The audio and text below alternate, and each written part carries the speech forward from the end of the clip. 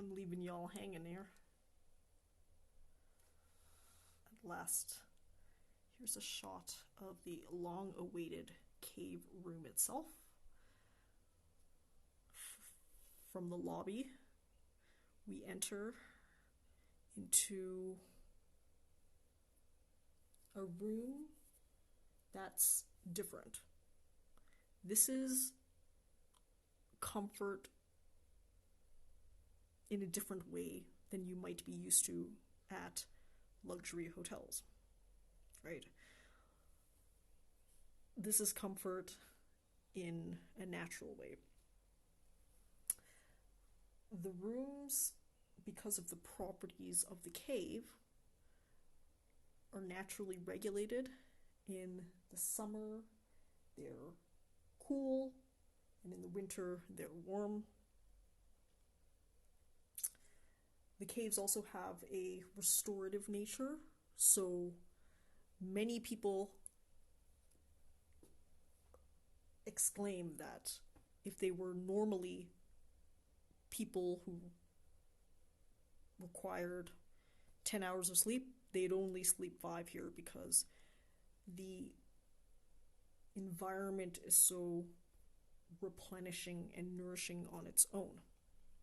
Now, if I can sneak into the shot here, I'm again working with the technology that I have, but I've been here for a good couple of days now, and I can say that where you stay in Cappadocia makes all the difference. You have many choices, but if you're going to be in this kind of environment, hiking and being amongst the rock formations in the day is one thing.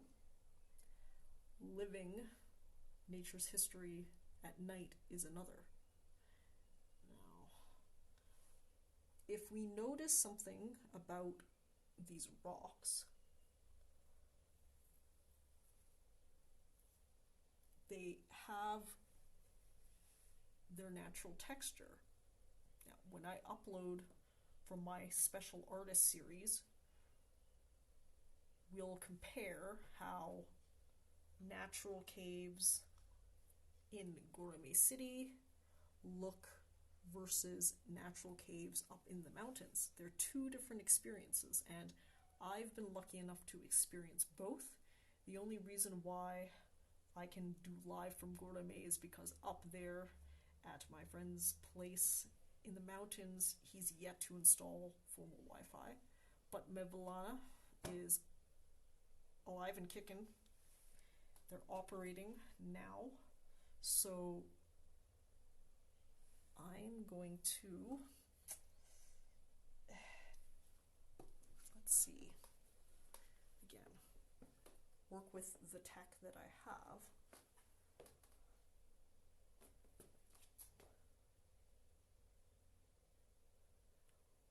As someone who's hiked through all of the important valleys of Cappadocia, being White, Love, Pigeon, Rose, Red, and Quartz over the last couple of days, with 2 days intensive hike and 2 days of other activities in between, something I've become obsessed with, the tech on the wall, dug in churches, frescoes, and other things. And you can tell that this is natural because of the way the textures go. Everywhere I've hiked in Cappadocia, there's been this type of pattern, which is something that looks almost carved in, but somehow is naturally occurring. Obviously with some simple help, simple tools. When I upload my friend's artist series, you'll see that in order to dig out a cave room that has structural integrity, they obviously have to do some work on the natural caves themselves. Anyone who's got half a brain knows that caves rarely have angles, circle geometry, and arches.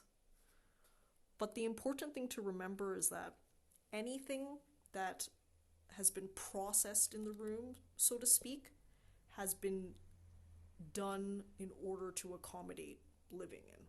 Right? Some people actually camp within caves in the proper valleys. That's something that I consider doing myself, is camping.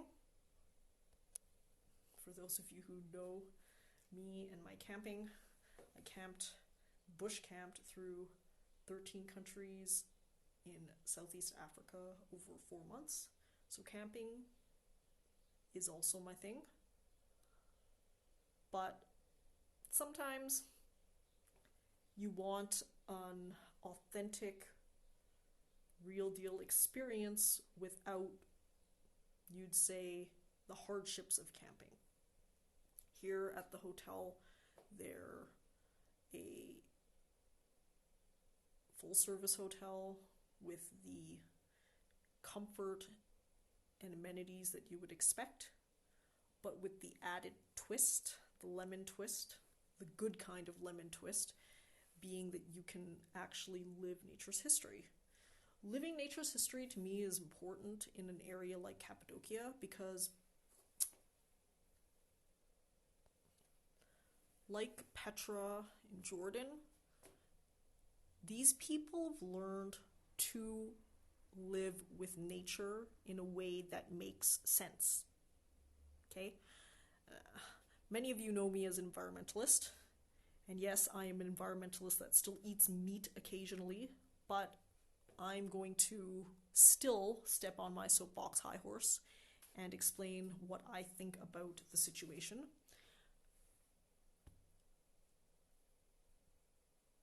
There's something to be said about living sustainably with nature, and as much as some people might argue that this type of situation is altering nature's history, I think it's one of the best ways for people to learn to live in harmony with nature's history. When you're living in circumstances like this, you really ground. What's grounding? So grounding is something that campers have talked about excessively, which is when you're literally on the ground touching the earth. Who's done that bush camping is something that I've craved in terms of best and fair to other people. I can live in dirt. I can dirt bag. Look that up. It's an Alex Honnold term. Dirt bagging is where you essentially sacrifice your comfort for whatever it is you think is an important goal. So an important goal might be, for Alex Honnold, having the ability to spontaneously rock climb. So he basically lived inside his van for years. He dumpster dived at Walmart, taking perfectly good food, canned foods and other foods that Walmart threw out to survive. That gave him the ability to just basically go on a moment's notice to do whatever he wanted, which was rock climb. I'm used to dirt bagging, I'm used to doing all that sort of thing, but sometimes, I will admit, I actually like to be comfortable. I know that surprises people, but it's true. I'm human, I can only dirt bag for so long. I could do it if I needed to do it, but in this situation, an opportunity came up to stay in and live in nature's history, and I wanted to capitalize fully on it.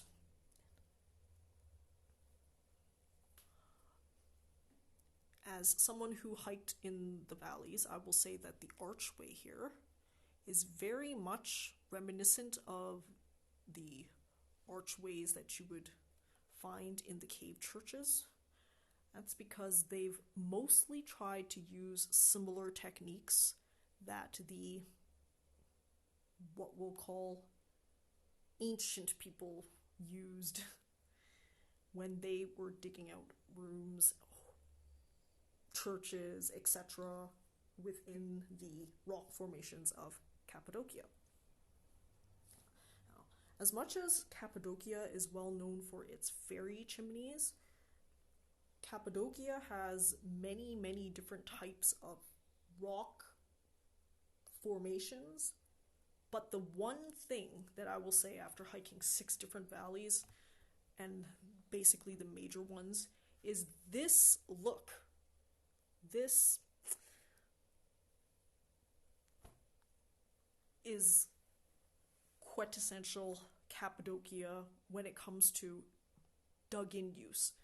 Outside, all of the cave rock formations look like what they look outside, different. But inside, at least the ones that have been converted to use, they have this pattern. And I find this pattern very interesting. Now, as many people know, sometimes my trips are spontaneous. So this particular trip was a spontaneous trip that I basically just did to use up a free ticket. Now, given what's happened with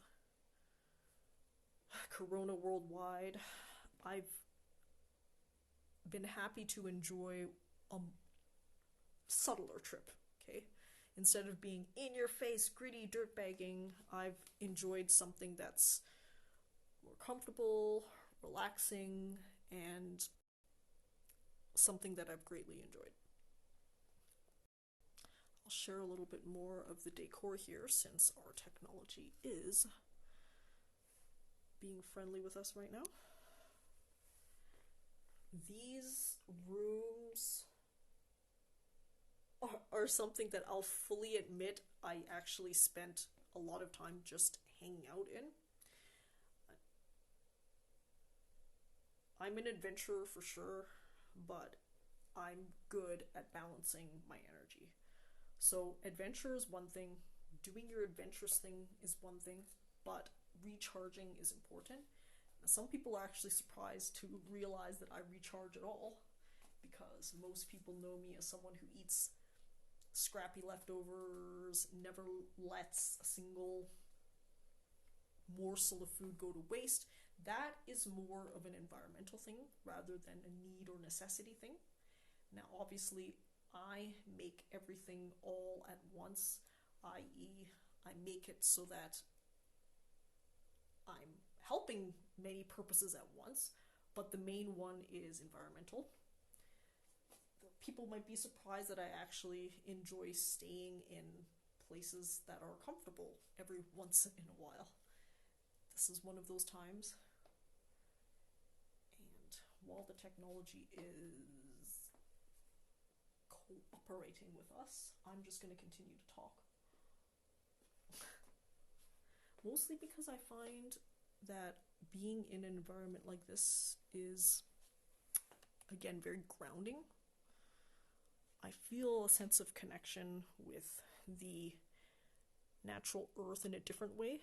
Camping is grounding where you're essentially in contact with the earth. This is more ambient, where the earth is all around you. They're different experiences, but both are ways of connecting with the earth that are different than normal. That's why I fully recommend, if you are in Cappadocia, to stay in a cave room. Again, see? Even the ceiling. You can notice this texture that I'm talking about. Now, as everybody knows, I go into everything unscripted. So, I'll have to search up what this is. It's one of the most important things that I've come across in Cappadocia, at least in my opinion, but it's one of the things that I am leaving as a mystery to germinate in my mind. What I consider might be the case and why it's like this is because my friend in the mountains was preparing his rooms, and he has to prepare everything using simple techniques to keep it real. And what he did was he basically used a pickaxe to hand pick off parts of the cave to accommodate a room. My guess would be that it's the hand pick technique that contributes to the uniform pattern. Obviously, the stone, the rock face itself has its own pattern, but the fact that the pickaxe picks down like this probably contributes to this gradation here. I'm gonna have to double check that, but that's something that I've found personally interesting because I've been able to hike all over Cappadocia. In some ways, this makes me feel like I'm still doing something while relaxing. That's something that I actually have difficulty with, many people will know, is that I am a pack rat when it comes to activities when traveling. I've traveled now to over 100 countries, and some of those trips have been with organized tours, cruises, some have been backpacking by myself like this. When I say backpacking, I use it as a generic term, not necessarily that I'm camping or I'm paying that price. So that price dictates the style that I call it. I call it backpacking if, for example, I'm able to stay in a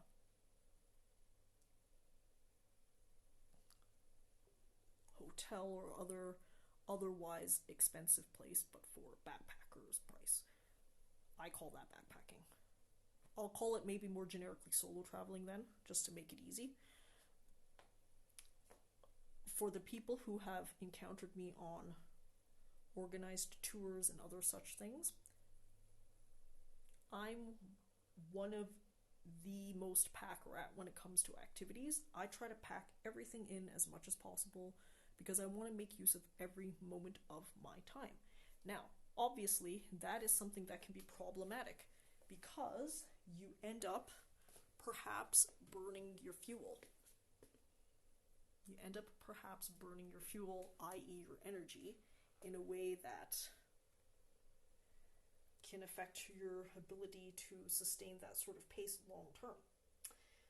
So, in that case, I enjoy when I'm staying in what I call an active mode. That would mean something like this or something like camping where I feel like I'm still doing things while relaxing and resting. I'm going to play around with the lights a little bit here because we can illuminate the bed area. Everybody always wants to see where the magic happens. In any case, yes, I've turned this into a long form vlog of me talking shit and talking my opinions. That's how things always go with me, but it is what it is. Back to the point, I'm happy to find situations where I feel like I'm still traveling while resting. Now that concept is difficult for some people to understand, but I think camping is one of the ways to do it. Living in cave rooms is one of the ways to do it. The point would be you're actually still experiencing while resting. If you're just staying in a hotel or hostel, normal ones, without that natural history or whatever other special factor, then you are just resting passively, in my opinion. You're passively resting. In this way, you're actively resting. That's my favorite way to go. That's why many people ask me why I decided to bush camp in Africa, because all being told, that's probably one of the more difficult trips that I've ever done in terms of energy management, in terms of mental management, in terms of health management, everything, logistics. Why in a complicated continent like Africa would I decide to basically travel in a way that I've never done in even Western countries? Part of it is because that style of travel in Africa is what people who really want to immerse themselves do. Local Africans travel like that. So that's why. Here too, local people still live in caves. My friend up in the mountains essentially lives in those mountains full time, whether he has a hotel. His hotel is essentially his home, to be honest. When we say making a hotel, I think you should really think of it as opening up your home to share with visitors in exchange for some money, but still, the vibe is different. This is not a Paris Hilton mentality. This is, I am proud of my way of life, and I want to share that with others. That's the mentality of the people here in Cappadocia. Now, of course, there's always economic aspects to it, and that's going to be true for everybody, but I think that's the best way to do it, is that when you have something that you really want to share with people, nature, history, culture, whatever, opening up your home to doing it is one of the best ways to do it. That's why a lot of my traveling is that style, and I've learned so many things. Part of why I have exclusive access to many of these things is because I want to learn from local people. I ain't here to luxury travel, personally. I know people who do want to luxury travel, and that's fine. That's their style. Anybody who follows me at all on YouTube or Facebook or any other social media is following me because they see the next luxurious thing Steph is doing. That ain't my style.